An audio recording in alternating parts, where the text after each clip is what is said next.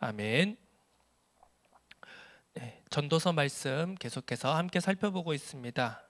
우리 7번째 말씀, 다음 세대에 유산을 남기는 것은 의미가 있는가? 라는 제목으로 오늘 함께 말씀을 살펴보겠습니다. 뭐,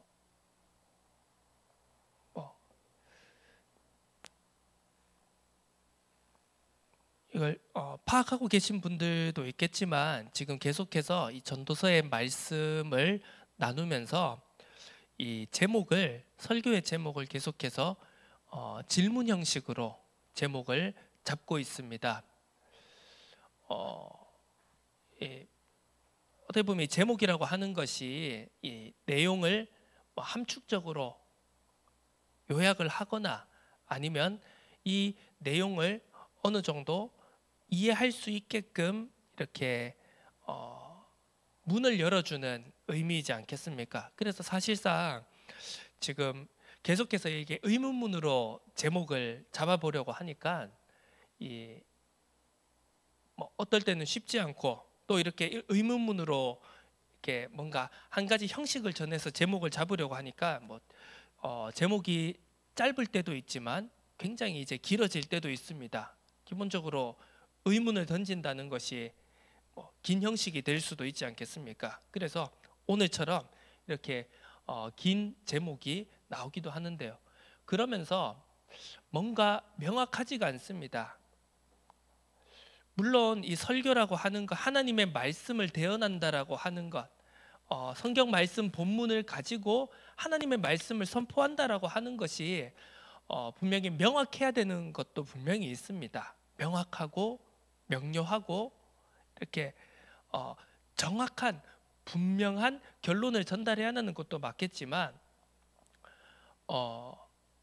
우리의 현실이 또한 그렇지 않은 부분도 있다는 것을 생각해 보기 위해서 또한 이 전도서의 말씀의 내용과 전달하고자 하는 그 핵심적인 주제를 조금 더 깊이 생각해 보기 위해서 계속해서 이 의문문의 형식으로 제목을 잡고 말씀을 생각해 보고자 그렇게 하고 있습니다.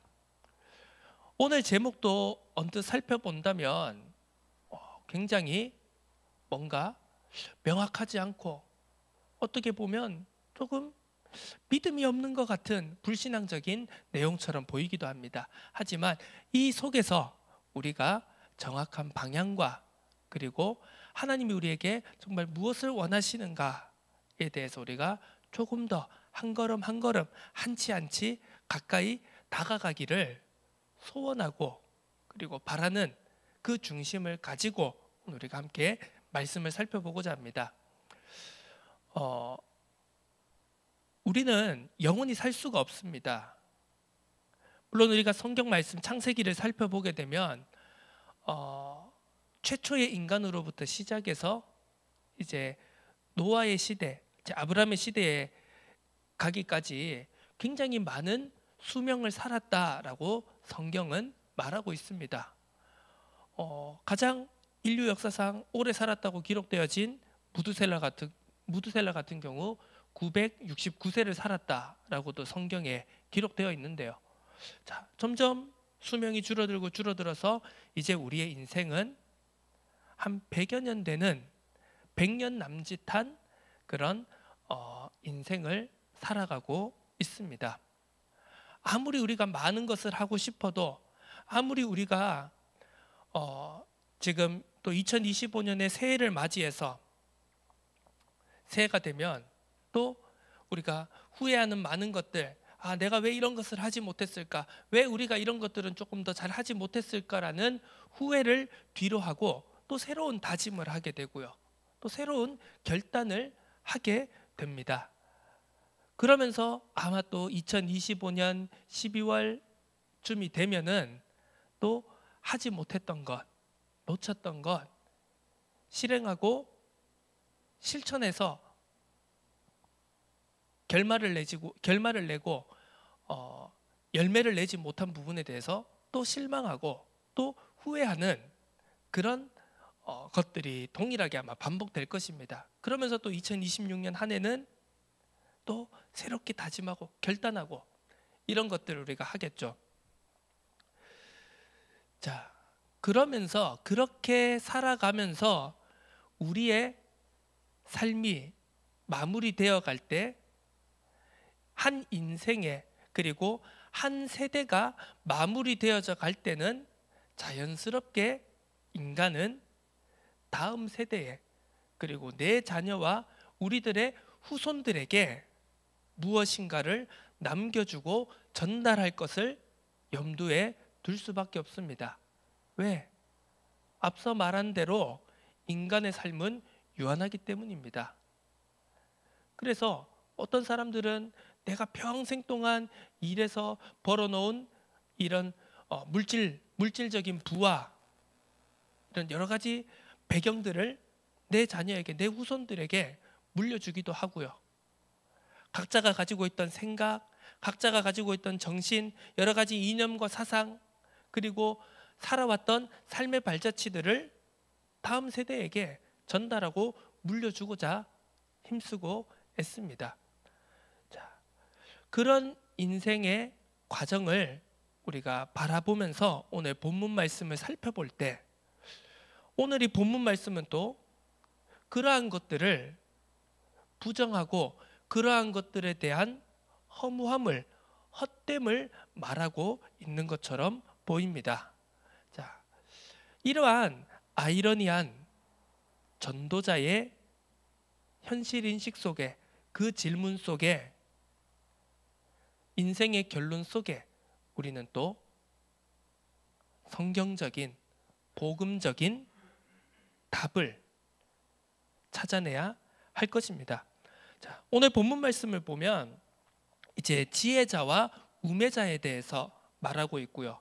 또 죽음 뒤에 후대에게 물려줄, 다음 세대에게 물려줄 유산의 그 유산을 물려주는 것의 헛됨에 대해서도 오늘 본문은 말하고 있습니다. 자, 전도자가 자기의 말년에 자기의 인생을 반추하는 가운데 자기의 삶을 통해서 그리고 이 세상을 그 지혜자의 관점으로 바라보는 가운데 그런 나타난 현실들을 지금 계속해서 말하고 있는 거, 고백하고 있는 것이죠. 그런데 예루살렘의 왕이여, 모든 부와 모든 지혜를 소유했다고 알려진, 그리고 스스로도 자부할 수 있는 이 전도자가 지금 지혜자와 우매자가, 그러니까 한마디로 지혜로운 자와 어리석은 자가 뭐 별반 차이 있느냐, 다 거기서 거기 아니냐라는 말을 하고 있는 것을 우리가 살펴볼 수 있습니다. 그러면서 야, 내가 아무리 수고하고 애쓰면 뭐하냐, 많은 것을 읽어놓으면 많은 것을 읽어놓으면 그게 무슨 소용이냐, 내가 이걸 수고하고 애써가지고 이뤄놓은 많은 것들을 내 뒤에 후대들이, 다음 세대가 물려받게 될 것인데 그 다음 세대가 이걸 잘 관리할지 아니면 까먹을지, 내 생각과 내 정신을 잘 계승해 줄지 그건 아무도 모르는 일이 아니냐. 그러면 이게 물려주고 남기는 것이 무슨 유익이고 무슨 의미가 있느냐라고 우리에게 묻고 있는 것처럼 보입니다. 자, 오늘 여기에서 우리가 몇 가지 생각해 봐야 될 것이 있습니다. 첫 번째로는 이 지혜와 우매. 자, 우리가 이제 뭐 우매라고 하는 단어를 우리가 잘 지금 현실 속에서는 잘 쓰고 있지 않기 때문에, 자, 어리석음이라고 한번 이제 바꿔서 이제 한번 대비시켜 보겠습니다. 지혜와 어리석음에 대해서 처음에 이야기를 하고 있습니다. 자, 전도자는 분명히 이야기하고 있습니다. 자, 지혜가 어리석음보다는 이견의 여지 없이 낫다라는 것을 분명히 말하고 있습니다. 자, 본문을 보니 이렇게 얘기합니다. 13절에 내가 보니 지혜가 우매보다 뛰어남이 빛이 어둠보다 뛰어남 같도다. 자, 빛과 어둠을 비교했을 때 사람들이 무엇을 선택할까? 이건 너무 자명한 것이다. 이렇게 말하고 있는 것이죠. 그렇다면 자, 이 본문이 말하는 것은 무엇입니까? 야, 너 지혜를 선택할래? 어리석음을 선택할래? 라고 선택지를 준다면 열이면 열, 사람들은 무엇을 선택하겠습니까? 당연히 지혜를 선택하죠. 야, 너 시험 100점 맞을 수 있는 두뇌를 가질래 말래라고 한다면은, 선택지를 준다면 저 그냥 빵점 맞을래요 하는 사람이 정말 뭐 10,000명 가운데 1명이 있을까요? 자기한테 그런 기회가 주어진다면 당연히 지혜로운 길을, 현명한 길을, 똑똑하게 되어질 수 있는 길을 선택하는 것은 어떻게 보면 자연스러운 일일 것입니다. 자, 전도자는 본문에서 분명히 말하고 있습니다. 지혜가 당연히 낫다. 그 어떤 사람이라도 당연히 어리석음보다는 지혜를 선택할 것이다. 이렇게 이야기하고 있습니다. 자, 그러면서 두 번째로 또 무엇을 이야기합니까? 그런데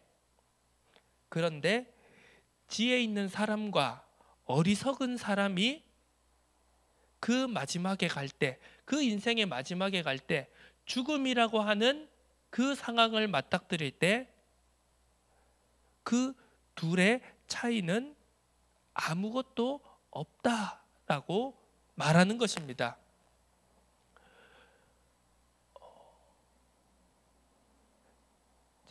16절, 15절, 16절에 이렇게 말합니다. 내가 내 마음속으로 이르기를 우매자가 당한 것을 나도 당하리니 내게 지혜가 있었다 한들 내게 무슨 유익이 있으리요 하였도다.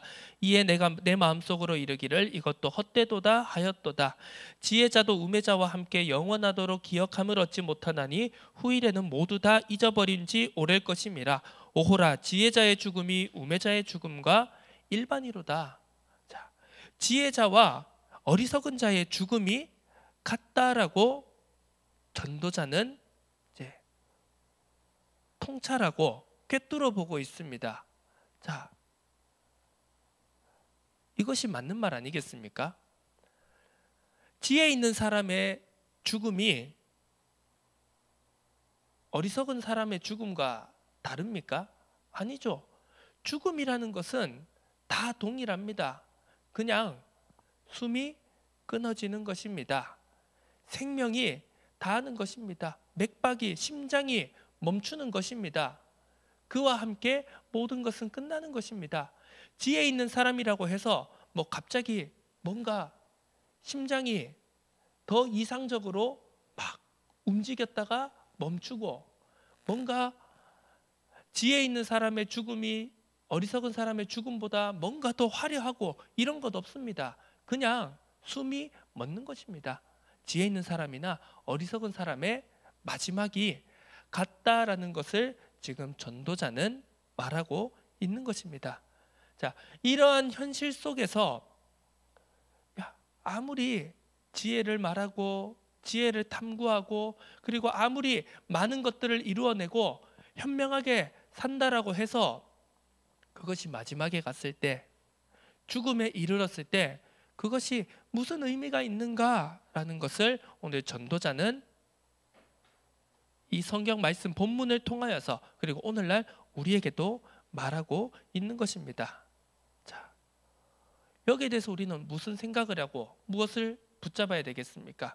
자, 그 다음으로 두 번째 주제, 바로 수고가 헛되다라는 이 본문 18절에서 23절까지의 내용 가운데서 이제 전도자는 유산을 전달하는 것, 내 뒤에 이어리에게 유산을 남겨주는 것에 대해서 말하고 있는데요.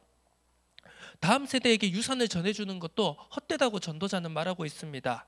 내가 해 아래서 내가 한 모든 수고를 미워하였노니 이는 내 뒤를 이어리에게 남겨주게 됨이라. 그 사람이 지혜자일지 우매자일지야 누가 알려마는 내가 해 아래에서 내 지혜를 다하여 수고한 모든 결과를 그가 다 관리하리니 이것도 헛되도다. 자, 이 전도자가 다음 세대에게 유산을 전해주는 것이 헛되다고 보는 이유가 무엇입니까? 계속해서 나옵니다. 자, 그것을 우리가 이제 오늘 19절에서 23절까지 이 말씀에서 본문에서 이제 전도자가 하고 있는 이야기를 정리하자면 이렇습니다. 첫 번째로 유산을 물려받을 자가 지혜자일지 어리석은 자일지 알 수 없다는 것입니다. 열심히 수고하고 노력해서 뭐 어떤 예를 들면 될까요? 우리가 이제 그 환경을 보존해야 된다, 자연을 깨끗하게 보존해야 된다라는 말을 많이 합니다. 뭐 미세 플라스틱, 뭐 여러 가지 뭐 온실가스, 뭐 온실효과, 그래서 뭐 온난화가 된다, 이런 이야기들을 요즘 우리는 굉장히 많이 하지 않습니까? 그 이야기를 하는 이유가 무엇입니까?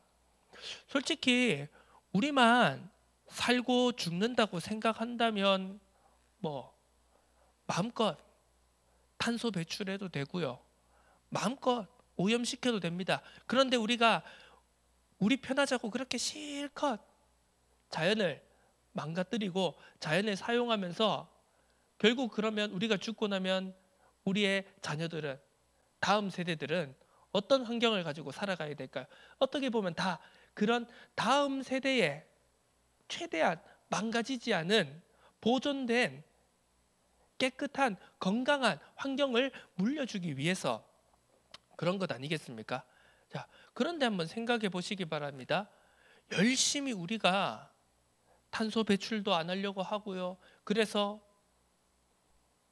재활용 제품도 쓰고 일회용 사용을 줄이고 미세 플라스틱 사용을 안 하고 탄소 배출 안 하고 열심히 이렇게 노력을 합니다. 그렇게 해서 최대한 망가지지 않은 건강하고 깨끗한 환경을 다음 세대에 물려줍니다. 그런데 그 다음 세대가 그걸 잘 받아서 또 잘 보존할지 깨끗하게 잘 쓸지, 또 그 다음 세대는 알바냐?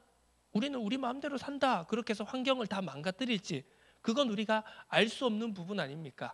자, 전도자는 지금 그것을 이야기하고 있는 것입니다. 자, 지혜 있는 사람이, 전도자는 지금 자기 자신을 지혜자라고 스스로를 말하고 있지 않습니까? 지혜 있는 사람이 아무리 무엇인가를 만들고 좋은 제도를 만들고 좋은 환경을 만들고 좋은 시스템을 만들고 많은 것들을 잘 가꾸고 관리해서 좋은 것을 남겨서 그 다음 세대에 전달을 한다. 그런데 그 다음 세대가 과연 내 생각대로, 내가 이것을 잘 관리했던 대로 그 마음을 이어받아서 그 사람도 잘 관리할 것인가? 잘 보존해서 또 그 다음 세대에 물려줄 수 있을 것인가? 라고 되물었을 때 지혜자는, 전도자는 여기에서 그것을 확신할 수 없다라고 말하는 것입니다. 어리석은 자라서 모르겠고 좋은 거 받았네요, 내 마음대로 쓸게요, 감사, 땡큐, 이럴 사람인지, 아니면 내가 우리 손조들의 앞선 세대에 그 물려받은 좋은 것을 내가 잘 관리하겠습니다라고 할지 아무도 모른다는 것입니다. 전도자는 지금 그 현실을 통찰하고 있는 것이죠. 자, 두 번째로, 그걸 안다고 해도 다음 세대에, 우리가 앞선 세대에 좋은 것을 물려받았고, 그리고 또 우리가 그것을 잘 보존해서 관리해서 그것을 다음 세대에 넘겨주어야 된다. 그것을 안다고 해서 물려받은 것을 내가 바라는 대로 이어받을지도 알 수 없는 노릇이라는 거죠.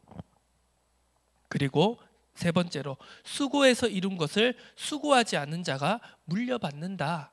그래서 이것 또한 헛되다라고 전도자는 말하고 있습니다. 자, 이러한 내용들을 살펴볼 때요, 이래서 이제 우리가 전도서를 바라보면서 많이 어려움을 겪는 지점이 아닌가 싶습니다.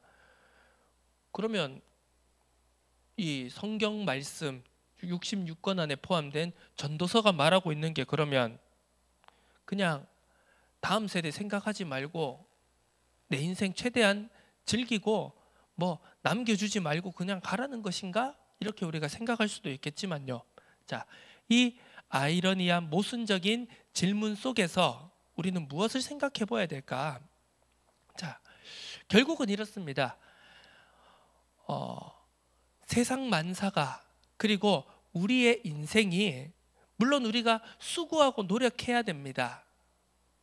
우리가 나태하게 사는 것보다, 아무것도 하지 않고 사는 것보다, 그리고 그래도 우리가 하루하루를 소중히 여기고 최선을 다하고 열심히 노력해서 하루하루를 뭔가 가치 있게 만드는 것 물론 중요합니다. 그런데 자, 우리가 이제 새해가 되면 하는 것이 있죠. 뭐죠? 계획을 세웁니다. 자, 뭐 11월, 12월 그리고 1월 달에 제일 많이 팔리는 물건 중에 하나가 뭡니까? 다이어리, 플래너입니다.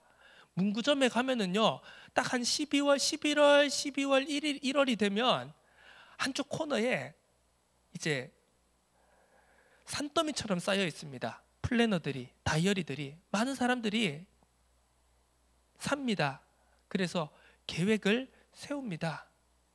그래서 뭐 각종 계획을 짜는 그런 막 방법론들도 막 나와 있지 않습니까? 프랭클린 다이어리도 있고 여러 가지 사람 이름을 딴 플래너 계획, 다이어리, 프로그램 이런 것들이 많이 나와 있습니다. 사람들이 다 그런 것에 따라서 스케줄을 짜고 계획을 짜고 1년의 계획, 한 달의 계획, 일주일의 하루의 계획을 다 짭니다.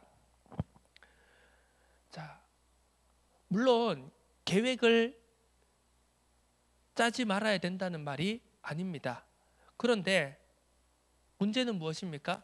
인생에 있어서 변수는 항상 발생한다는 것입니다. 자, 계획을 짠다라는 것 자체가 무엇입니까?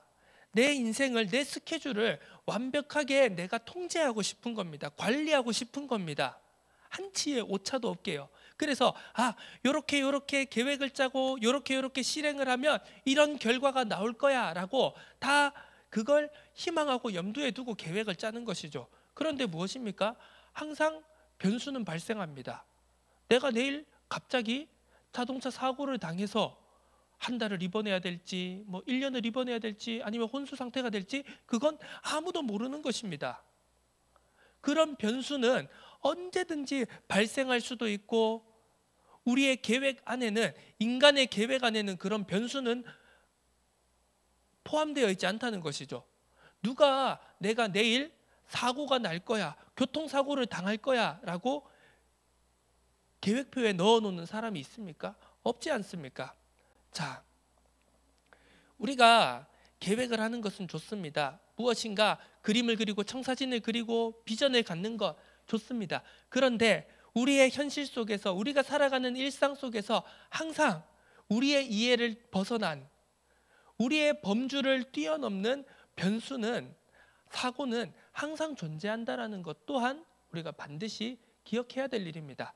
자, 이 유산에 관련해서 다음 세대에게 전달하는 것에 관해서 우리가 이런 신뢰를 찾아보는 것은, 예를 찾아보는 것은 제가 이제 대표적으로 이 구약 성경의 이 왕들의 이야기를 살펴볼 때 대표적인 게 이제 히스기야에 대한 부분입니다. 자, 히스기야가 이 남유다 왕국에서요, 다윗 왕 이후로 가장 다윗에 비견되던 그런 훌륭한 왕이었습니다.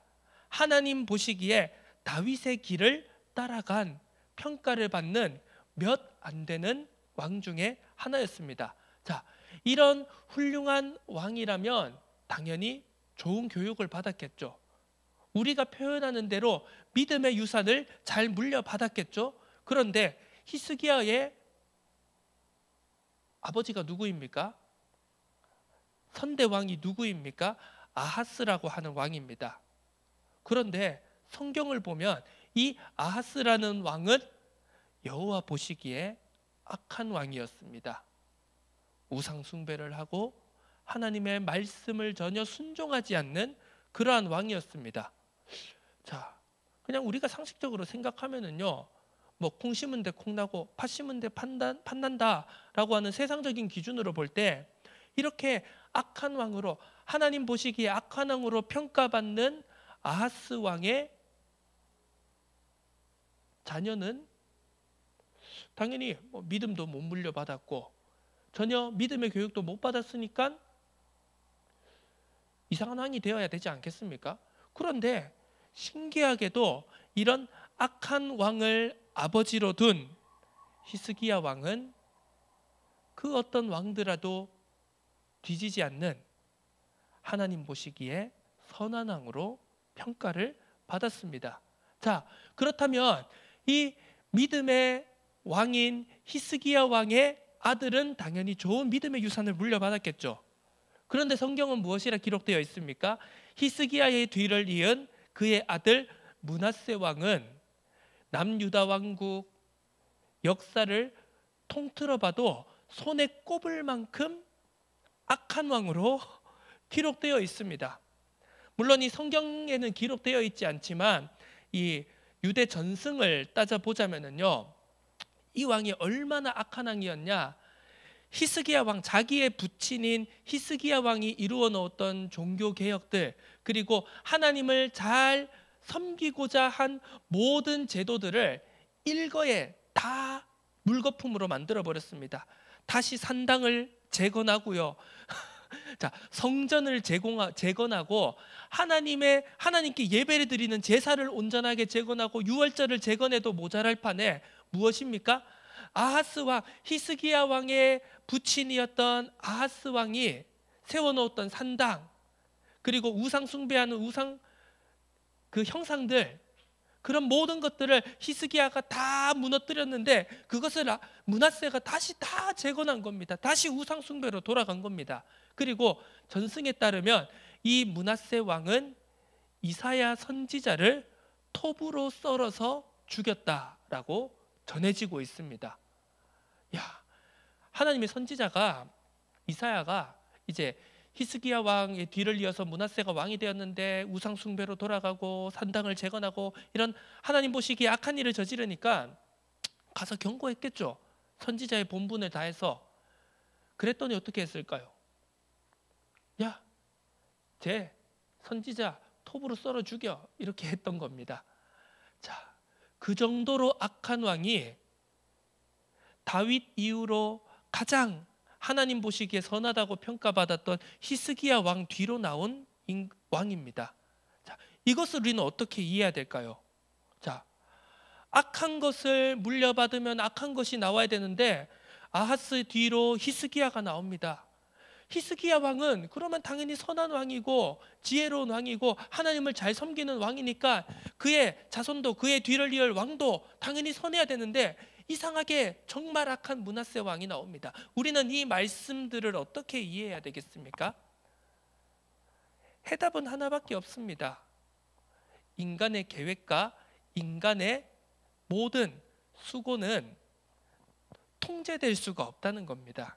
자, 물론 믿음의 가문이고 뭔가 믿음의 배경이, 환경이 있다면 확률적으로 더 좋은 것을 교육받고 물려받고 그래서 심겨질 가능성이 높겠죠. 그런데 그것이 100% 보장되는 게 아니라는 것을 우리는 이 성경 말씀들을 통해서 생각해야 되는 것입니다.